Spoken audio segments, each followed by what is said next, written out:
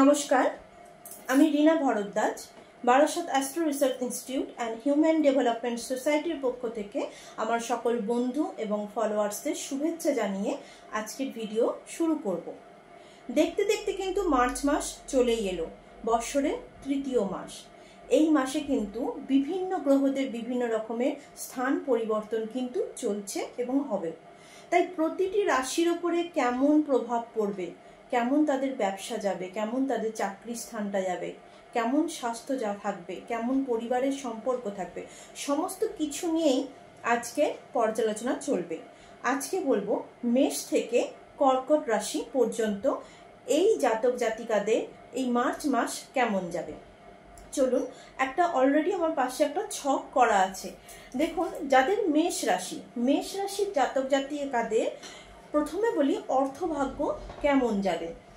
দেখুন, অর্থভাগ্য দেখতে গেলে আপনাদের প্রয়োজনীয় অর্থ হাতে চলে এলেও লাভের যে গ্রাফ বা লাভ্যাংশের যে গ্রাফ, সেই লাভের অধিপতি দুর্বল থাকার কারণে খুব একটা বেশি আয়ের জায়গায় থাকবে না বা খুব একটা বেশি আয় করতে পারবেন না, কিন্তু প্রয়োজনীয় অর্থ হাতে চলে আসবে।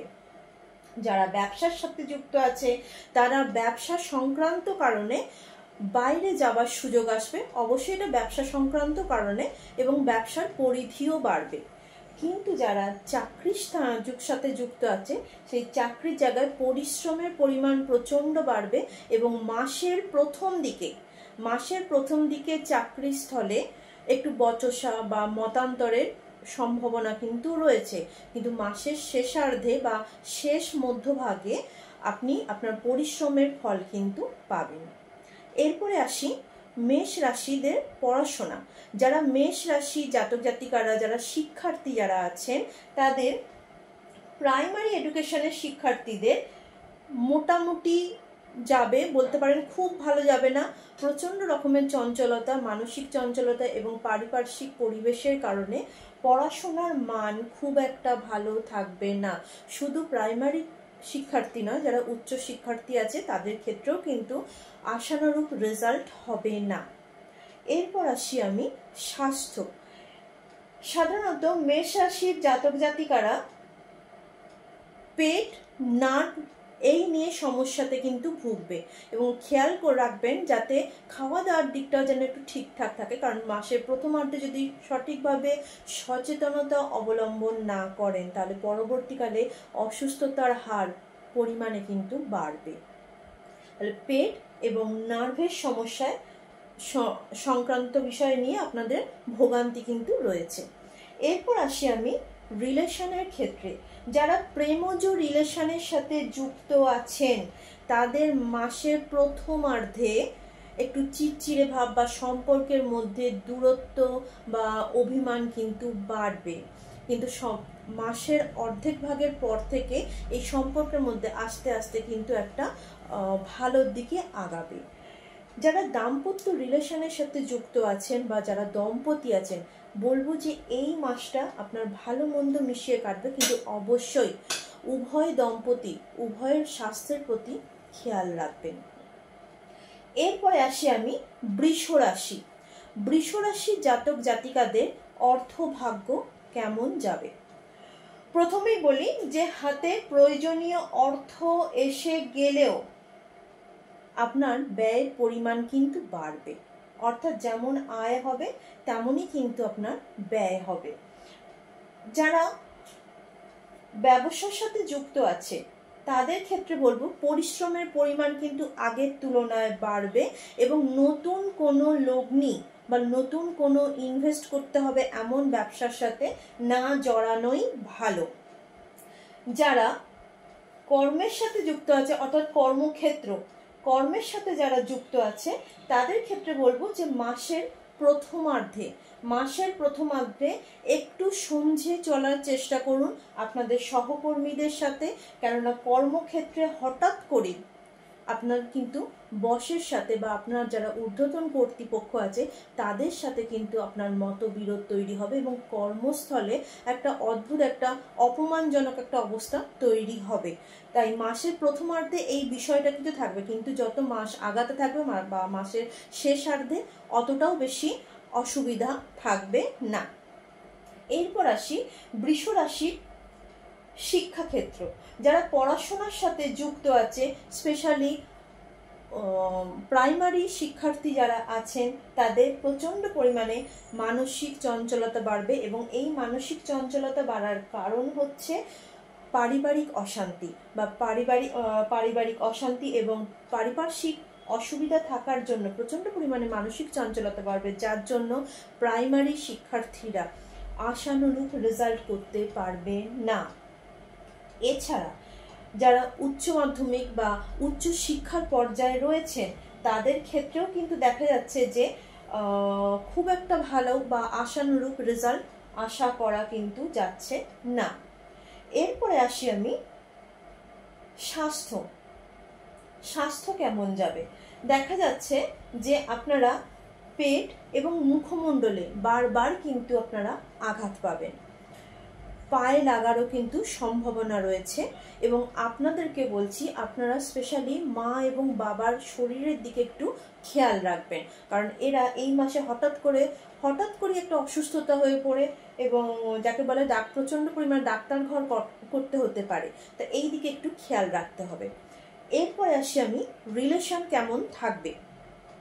যারা প্রেমজ রিলেশনের সাথে যুক্ত আছেন, তাদের ক্ষেত্রে বলবো যে মনের সন্দেহ বা অতিরিক্ত কৌতূহল, এই বিষয়টাকে একটু কন্ট্রোল করার চেষ্টা করুন, না হলে কিন্তু সম্পর্কের মধ্যে দূরত্ব বেশ পরিমাণে বাড়বে। যারা দাম্পত্য রিলেশনের সাথে যুক্ত আছে, তাদের বলবো একটু চিড়চিড়ে সম্পর্ক মাসের প্রথমার্ধে থাকবে। এরপরে আসি আমি মিথুন রাশির প্রথমে আসি আমি অর্থভাগ্য কেমন যাবে না। মিথুন রাশির প্রথমেই বলবো যে লাভের ঘরের অধিপতি, তিনি আপনার রাশিস্থ হওয়ার জন্য লাভের পরিমাণ একদম ঠিকঠাকই থাকবে। কিন্তু যারা ব্যবসার সাথে যুক্ত আছেন, তাদের ব্যবসা সংক্রান্ত কারণে বাইরে যাবার সুযোগ আসবে, কিন্তু কখনোই ঝুঁকি নিয়ে কোনো কিছু ইনভেস্টের দিকে যাবেন না। আর যারা চাকরির সাথে যুক্ত আছে বা চাকরিস্থলে নিজের বুদ্ধিমত্তাকে কাজে লাগিয়ে চাকরিস্থলে উন্নতি লাভ করবেন, কিন্তু মাসের প্রথমার্ধে আপনার চাকরিস্থলে আপনার সহযোগী বা সহকর্মী যারা আছে, তারা কিন্তু আপনার বিরোধিতা করতে পারে, যার জন্য মাসের প্রথমার্ধে চাকরিস্থলে অসুবিধা থাকলেও শেষার্ধে আপনি চাকরির জায়গায় বা চাকরিস্থলে বেশ পদোন্নতি লাভ করবেন এবং নিজের বুদ্ধির জোরেই আপনি নেগেটিভ সিচুয়েশন থেকে বেরিয়ে আসতে পারবেন। এরপর আসি পড়াশোনা। যারা মিথুন রাশির জাতক জাতিকারা যারা প্রাইমারি লেভেলে আছেন, প্রাইমারি এডুকেশনের সাথে যারা যুক্ত আছেন, তাদের বলবো যে পড়াশোনার মান ভালো যাবে, পড়াশোনার মান এবং রেজাল্ট ভালো যাবে। কিন্তু যারা উচ্চ মাধ্যমিক বা উচ্চ শিক্ষার্থী যারা আছেন, তাদের পড়াশোনার মান খুব ভালো যাবে না, বা বলতে পারেন যে রেজাল্ট নিয়ে একটু চিন্তা থাকবেই। এরপর আসি আমি স্বাস্থ্যর ক্ষেত্রে দেখা যাচ্ছে যে আপনাদের পা নিয়ে সমস্যা দেখা দেবে এবং পেটের সমস্যায় কিন্তু ভুগবেন, যা ওটি পর্যন্ত কিন্তু গড়াতে পারে। এরপর আসি আমি রিলেশনের ক্ষেত্রে। যারা প্রেমজ রিলেশনে যুক্ত আছেন বা যারা প্রেমজ রিলেশনে যুক্ত হতে চাইছেন, তাদের কিন্তু কর্মস্থলে হঠাৎ করে প্রেম সম্পর্কের মধ্যে আপনারা জড়িয়ে যেতে পারেন। এবং যারা দাম্পত্য জীবনে যুক্ত আছেন বা নবদম্পতি বা পুরানো দম্পতি যাই হোক, তাদের সম্পর্ক মোটামুটি এই মাসটা কিন্তু ভালোই যাবে। এরপর আসি আমি কর্কট রাশি নিয়ে। কর্কট রাশির জাতক জাতিকাদের অর্থভাগ্য কেমন যাবে। প্রথমেই বলি যে আপনাদের যারা পেনশন হোল্ডার আছেন, তাদের কিন্তু মাসের প্রথমার্ধে হাতে অর্থ পেতে কিন্তু অসুবিধা দেখা দেবে। চট করে কিন্তু আপনার পেনশনের অর্থ হাতে পাবেন না বা সরকারি কোনো অসুবিধা দেখা দেবে, যেটা কিন্তু মাসের শেষার্ধে অনেকটাই কিন্তু আপনারা এই সমস্যা থেকে রিলিজ হয়ে যাবেন। এছাড়া প্রয়োজনীয় অর্থ আপনাদের হাতে চলে আসবে। যারা ব্যবসার সাথে যুক্ত আছে, এই মাসটা অন্তত মাসের প্রথমার্ধে নতুন কোনো লগ্নি করা বা নতুন কোনো ব্যবসা শুরু করা বা বলতে পারেন নতুন পার্টনারশিপ ব্যবসার মধ্যে যুক্ত না হওয়াই ভালো। যাদের পার্টনার অলরেডি আছে, পার্টনারশিপ ব্যবসার মধ্যে পার্টনার অলরেডি আছে, তাদের ক্ষেত্রে কিন্তু একটু মতান্তর বা মতবিরোধ তৈরি হবে মাসের প্রথমার্ধে, কিন্তু মাসের শেষার্ধে এই মতবিরোধের পরিমাণ আস্তে আস্তে কিন্তু কমতে থাকবে। এবার হচ্ছে যারা চাকরি করছেন, তাদের চাকরির স্থলে কিন্তু হঠাৎ করেই একটা পরিবর্তনের ঝড় আসবে এবং আপনি আপনার নিজের বুদ্ধি বা নিজের ইন্টেলিজেন্সকে কাজে লাগিয়ে আপনি আপনার চাকরির স্থলে নিজের পদোন্নতিকে ছিনিয়ে আনতে পারবেন। এরপরে আসি যারা কর্কট রাশির যারা শিক্ষার্থী আছেন, অর্থাৎ যারা প্রাথমিক শিক্ষার সাথে যুক্ত আছেন, তাদের ক্ষেত্রে বলবো যে পড়াশোনার মান, প্রাথমিক শিক্ষার্থী এবং যারা প্রাথমিক শিক্ষার্থী যারা আছেন তাদের পড়াশোনার মান যথেষ্ট ভালো থাকবে এবং একটু যদি মানসিক চঞ্চলতাকে কন্ট্রোল করতে পারেন, রেজাল্ট আপনারা খুব ভালো করবেন। কিন্তু যারা উচ্চ শিক্ষার্থী আছে তাদের কিন্তু রেজাল্ট নিয়ে এবং অবশ্যই পড়াশোনার মানসিকতা নিয়ে একটু চিন্তা কিন্তু থাকবেই এই মাসটা। এরপরে আসি আমি স্বাস্থ্য। হাতে চোট পাবেন, কর্কট রাশির জাতক জাতিকাদের হাতে চোট পাবেন এবং চোখের সমস্যা কিন্তু দেখা দেবে। তার সাথে সাথে কিছু জলবাহিত রোগেও কিন্তু আপনারা ভুগবেন, তাই এই দিকে অবশ্যই কিন্তু একটু খেয়াল রাখতে হবে। এরপরে আসি আমি রিলেশনশিপে। রিলেশনের ক্ষেত্রে দেখা যাচ্ছে যে যারা প্রেমজ সম্পর্কে যুক্ত আছেন তারা কিন্তু এই মাসটা একটু বুঝে বুদ্ধি করে চলার চেষ্টা করুন, নাহলে ছোট ছোট বিষয় নিয়েই কিন্তু মতবিরোধ এবং দূরত্ব কিন্তু সম্পর্কের মধ্যে তৈরি হবে। যারা দাম্পত্য জীবনের সাথে যুক্ত আছেন তাদের যতটা মাসের প্রথমার্ধে একটু খারাপ গেলেও ধীরে ধীরে কিন্তু আপনাদের সম্পর্কের উন্নতি ঘটবে।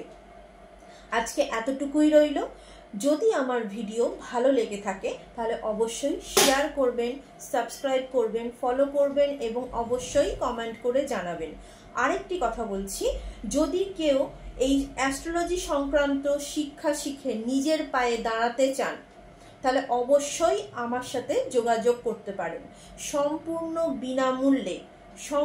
বিনামূল্যে আমি শিক্ষাদান করে থাকি। এতে কোনো রকম এতটুকু আপনার কোনো জায়গায় কোনো ইনভেস্ট লাগবে না, শুধু ইনভেস্ট থাকবে আপনার ডেডিকেশন। যদি আপনাদের ইচ্ছা থাকে যে আমি এই লাইনে পড়াশোনা করে নিজে পায়ে দাঁড়াতে চাই, অবশ্যই কিন্তু আমার সাথে যোগাযোগ করবেন।